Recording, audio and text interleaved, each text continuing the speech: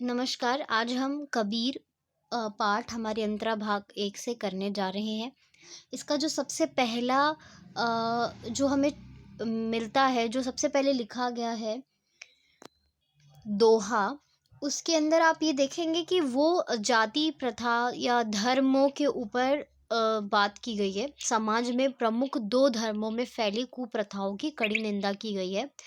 हम भारत में रहते हैं और हमने देखा कि भारत में हिंदू और मुस्लिम या ये जो दोनों धर्म हम कह सकते हैं, ये बहुत ज़्यादा प्रचलित या बहुत ज़्यादा मतलब बड़े स्तर पर हम देख सकते हैं। बाकियों को हम कम देखते हैं, लेकिन इनको हम बहुत ज़्यादा देखते हैं। इसलिए कबीर ने कहीं इनका उल्लेख अपने इस दोहे में किया है। तो समाज के प्रमुख 2 धर्मों में फैली हुई कुप्रथाओं की कड़ी निंदा की है। वैसे तो हम सभी जानते हैं कि धर्मों का कर्तव्य इतना है कि हम सभी को वो सत्मार्ग पर, लोगों के लिए अच्छा कर्म करने पर, हमें उस पथ पर अग्रसर करवाए, हमें सही मार्ग दिखाए। लेकिन कभी-कभी जो धर्म है उसी के अंदर हम ही कुछ न कुछ ऐसा कर देते हैं जिस कारण कुप्रथाएँ जन्म ले लेती हैं। किसी चीज़ को गलत समझकर कुछ और कर देना, यानी अर्थ का अनर्थ कर देना, ये अक्सर देखा गया है। लेकिन लोग उसकी निंदा ना करते हुए उसको बहुत अच्छे से, उसको बहुत अच्छा मानते हुए आगे बढ़ाते हैं उन प्रथाओं को।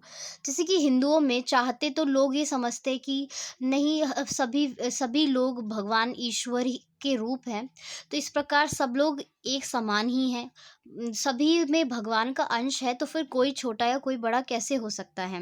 लेकिन किसी ने इस पर प्रश्न नहीं किया और जाति प्रथा का खूब बढ़-चढ़कर सहयोग किया, जिससे कि दलित, ऊँची जाति, नीची जाति, इन चीज़ों की बातें हमने देखने को मिली। जिसके कारण सालों तक हमारी जो सोच है इस बंदिश में बंधी रही कि हिंदुओं में बड़ी जाति वाले बहुत अच्छे कर्मों के होते हैं और छोटी जाति वाले बहुत बुरे कर्मों के। लेकिन ऐसा कुछ भी नहीं है। तो ये धर्म का कर्म काम नहीं है कि वो हमें ये सिखाए कि कोई छोटा या कोई बड़ा। हमारे हाथों में नहीं है कि हम ये बोलें कि कोई अच्छा या बुरा है। हमारे हाथों में बस इतना है कि हमें अपने कर्मों को अच्छा करना है। तो ये कुछ धर्मों में कभी-कभी लोग ले आते हैं और कोई प्रश्न नहीं करता। तो यही है कि आस्था का जो अंधविश्वास है वो कैसे बनता है।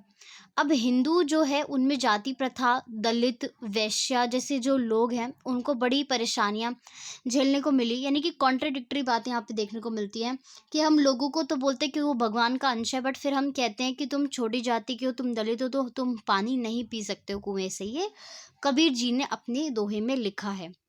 उसके अलावा जो वेश्या है उसकी पाँव तर सोना सोवे, यानी कि सोना, यानी कि इसके पाँव के तले सोते हैं और फिर भी उसे बुरा मानते हैं। यानी कि कहीं न कहीं उसकी ज़रूरत भी बहुत है, लेकिन उसको बुरा भी मानते हैं, तो उसे वो रिस्पेक्ट नहीं मिलती है।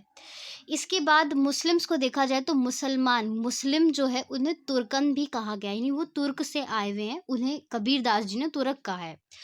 तो ये क्या करते हैं कि ये जानवरों को मारकर खाते हैं, जैसे मुर्गा-मुर्गी खाते हैं। ये गलत है क्योंकि वो जो धर्म है वो हमें किसी को मारना नहीं सिखाता है। उसके अलावा ये लोग खाला के यहाँ ही ब्याह, यानी कि बुआ के घर में ही बेटी का ब्याह कर देते हैं। एक तरीके से जो दो लोगों का विवाह हो रहा है वो कहीं न कहीं भाई-बहन ही हो हुए, लेकिन फिर भी वो मान लेते हैं कि जो बुआ है वो अलग हो गई, तो इसीलिए उनके घर में ब्याह हो सकता है। तो घर में ही ये लोग सगाई कर देते हैं। तो ये भी कहीं न कहीं गलत ही है। आज के समय में देखा जाए तो ये साइंटिफिकली भी बहुत ज़्यादा परेशानदायक है। इसके बाद दोनों ही इन कुरीतियों के बाद भी स्वयं को श्रेष्ठ समझकर स्वयं की बढ़ाई करते रहते हैं। दोनों ही अपने आप को बहुत बढ़िया समझते हैं, दोनों ये समझते हैं कि हम दूसरे से बढ़िया हैं, या फिर हमारी जो सोच है, हमारा जो धर्म है वो बहुत अच्छा है, जबकि वो ये जानते हैं कि ये चीज़ें उनके धर्म में हैं। कबीर यहाँ कहते हैं कि इन दोनों ने ही ईश्वर को प्राप्त नहीं किया, इन दोनों ने राह न पाई। यानी कि कबीर ये कहना चाहते हैं कि इन्होंने धर्म को तो माना कि धर्म हमारा कुछ है, परंतु इन्होंने इन कर्मों को करके ईश्वर को नहीं पाया। धर्म का काम यही है कि हम ईश्वर तक पहुँच पाएँ, लेकिन इन चीज़ों के कारण हम ईश्वर तो नहीं, बट परंतु हम आपस में ही झगड़ कर एक-दूसरे के लिए ईर्ष्या या गलत भावना अपने मन में ला रहे हैं, जिससे कि हम ईश्वर को नहीं पा रहे हैं। कहे कबीर यहाँ पर अनुप्रास अलंकार का प्रयोग किया गया है, सुदखड़ी भाषा का प्रयोग भी हुआ है यहाँ पर। सुदखड़ी यानी कि काफ़ी सारे तरीकों की भाषाओं का ये एक समागम है, ये मतलब मिक्सचर है। तो ये ओवरऑल एक समरी थी जो कि आप पेपर में यूज़ कर सकते हैं। 5 पॉइंटर्स हैं और कुछ 1-2 मैंने विशेष चीज़ें भी बता दी हैं, तो आप यहाँ से सप्रसंग भी कर सकते हैं। धन्यवाद।